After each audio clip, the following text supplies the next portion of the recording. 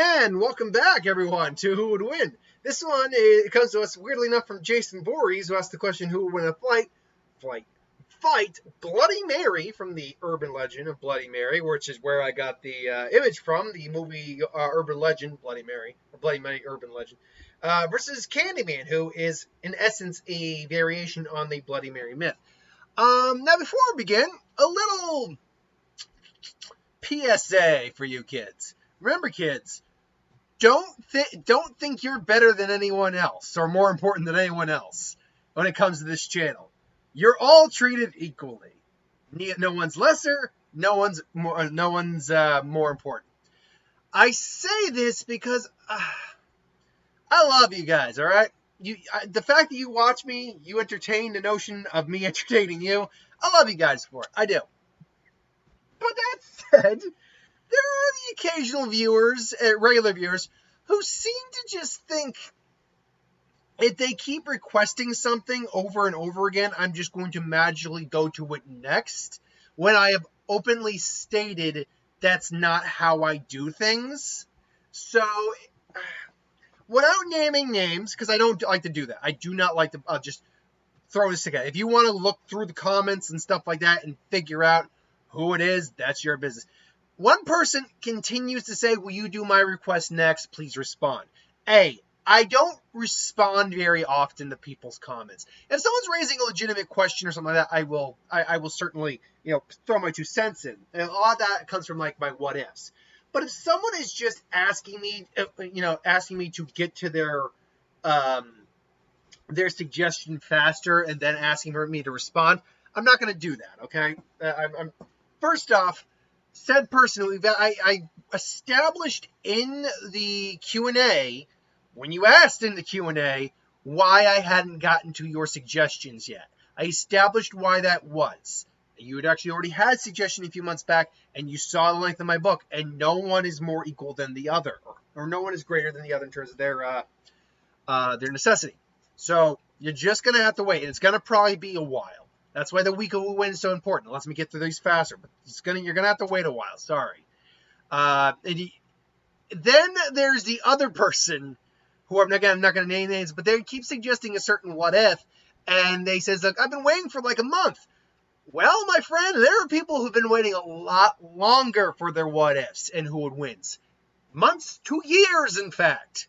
Again, no one is more special than anyone else on this channel. You are all equal in my eyes. And because of that, unless it's a specific request for like a birthday or something, I'm not going to quicken my pace on getting to anyone's suggestions. They're just going to come when they come. So you're going to either have to learn to be patient, or, I'm sorry to see you go, but you're going to have to just, you can not watch me. Sorry if I don't get to your requests at a impromptu time, but I literally have hundreds of requests between hundreds of requesters. Anyway, now that we're 3 minutes and 30 seconds in, like 3.5 minutes in, why don't we actually talk about the match? Because, to be fair, it's not a very quick match in my mind, because they're both supernatural entities, and they are both basically the same thing, just in different mediums. Both are victims of brutality and violence, and both are vengeful spirits. And basically, the way you summon them is to say their names, Bloody Mary and Candyman, respectively, multiple times in the mirror. I believe it's Bloody Mary's 3, Candyman is 5 or 4. I know it's more than 3 when it comes to the Candyman, but Bloody Mary, I believe, is 3. Now, in terms of, like, what Bloody Mary's actual abilities are, I never actually watched the movie. I know this image is her from the movie, don't get me wrong. But I never actually watched the movie. I know there seems to be some sort of hallucinations, or her possibly, using supernatural abilities like telekinesis or stuff like that to cause certain things to happen. Possibly she has, like, a Samara effect where she can literally just scare you to death. But in terms of what her actual abilities are, they don't seem to be very well explained. Neither does Candyman's, although we see that Candyman does have a more defined set of abilities comparatively. We know he's got hallucination capabilities. We know he's got hypnotic abilities. We know that he's still possesses supernatural strength and can inflict physical harm with his own abilities or with his own body. We know he can summon and manipulate bees. We know he can teleport. We know he can become intangible. The fact that he's a spirit really makes it difficult to put him down ultimately. Although we do see that he is capable of being injured, at least as a spirit, as in the first film he does burn in a fire. Second one, they I believe do find his body at one point, and then there's a mirror that connects his soul to the world, or to this mortal plane kind of thing. So there is things you can do to stop him.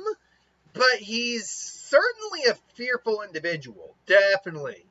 And honestly, if these two meet in a fight, they're basically two kind of undead, semi-immortal beings that can't really be hurt in the conventional sense. So that goes both on their sides of the fight. They're both not really capable of being hurt by each other in the conventional sense. But them both being spirits also means they both exist on the same level of plane of existence in some way, so they should be able to actually interact with each other. So then the question becomes, who is able to manage, or who's able to out-muscle who? Well, for me, I'm going to go with Candyman. And the reason is Candyman's abilities do seem to be more defined, though still varied. We still get, like, God knows what abilities. He also seems to have some ability to manipulate fire, which is interesting, though not on a huge scale, mind you. But he seems to have more defined abilities. He seems to be a lot more feared than Bloody Mary also. Because Bloody Mary is like it's like things girls do at slumber parties. Candyman is someone who exists all throughout the lore of his world. At least in like the areas. Like people are scared of the Candyman. Whereas Bloody Mary is just something like, Bloody Mary, blood is okay, whatever. So there's that as well. His reputation precedes him. But more to the point, really, is the fact that if they are both spirits existing on the same kind of existential plane of existence and can interact with each other, she was an 18-year-old girl. He's a grown-ass man. He can, as spirits that exist on a kind of even playing field to some degree, he can theoretically just manhandle her. He's also just already physically stronger than a normal person to begin with, as he can just deadlift someone with his hook hand, and just his hook hand. So, in theory, he should just be able to outmuscle her, like, spirit to spirit. Just because he's the spirit of a physically more powerful older man, where she is an 18-year-old girl. That's not to say 18-year-old girls can't be physically strong, but it's clear that if you're looking at them just from, like, a comparative standpoint, if these two were to meet in a fight in their living world when they were alive, he would have beat the crap out of her. So, ultimately, yes. I'm most likely going to go with Candyman. What's kind of interesting is that their supernatural abilities are kind of a non-factor in this fight, because they're just going to kind of cancel each other out to some degree, and the stuff that's not going to be canceled out probably isn't going to do much, given the fact, again, that they are spirits. So I don't know. It's a very odd one to kind of debate who the real winner is. But for my money, I would put it on Candyman. Again, due to the fact that he does seem to have a bit more fear. He's seen way more fear, and that does seem to power him. His abilities, while most likely would probably be countered by her abilities and vice versa, do seem to be a bit more defined, and he does seem to have a lot more experience controlling. And this is probably due to the fact also that he is an older spirit than she is also. He's been around for a lot longer than she has, so he has an experience advantage on her as well. And add on the fact that when you look at their spirits and what they are the spirits of, she is an 18-year-old girl versus a 30-some-odd man. So, physically, if like you're talking about the physicality of it, if spirits had physicality, and we've seen that he has physicality, even as a spirit, then he's going to win in the physical type of match. So, my money goes on Candyman, but who's your money on? Bloody Mary or the Candyman? I mean, who doesn't love Tony Todd, too?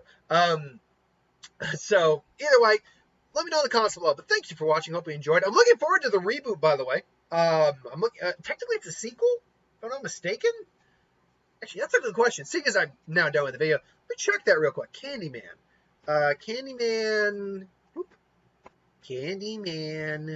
Candyman. not Candy movie, Candyman. Where is the most recent one? Film. Film 2020. It was supposed to come out in 2020. That's why it's listed as a 2020 film. So now 2021. Is it the premise that for as long as the residents can remember, blah blah blah blah.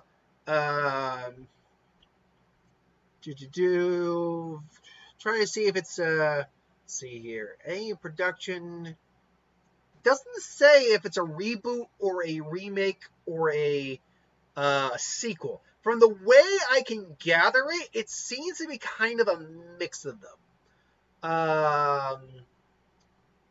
Yeah, it seems to be a kind of a mix. I know, because I know, yeah, Tony Todd is in the film, if I'm not mistaken. Yeah. And who doesn't love Tony Todd, man? He's the mortician / death in Final Destinations, even though I don't like those movies very much. And he's Candyman, man. He cemented himself as Candyman. Let's be honest. He lives now in horror movie immortality because of Candyman. But yeah, I'm looking forward to it. I believe it comes in August. I'm looking forward to it. I'll be there. Definitely opening night. I was intending to go see Spirit Untamed because there was no Conjuring screening tonight. But my girlfriend finally got back from, being away for about a week and a half. So I'm like, no, I'm going to spend the night with her tonight. And then tomorrow, because you got D&D tomorrow, I'll go out and go see Spirit Untamed. Because it was requested on tomorrow night while she's doing her D&D. And then I will hopefully catch Conjuring later on. Until then, though, thanks for watching. Hope you enjoyed. See you next time, folks. Hit that bell if you want to be notified, and I'll catch you later.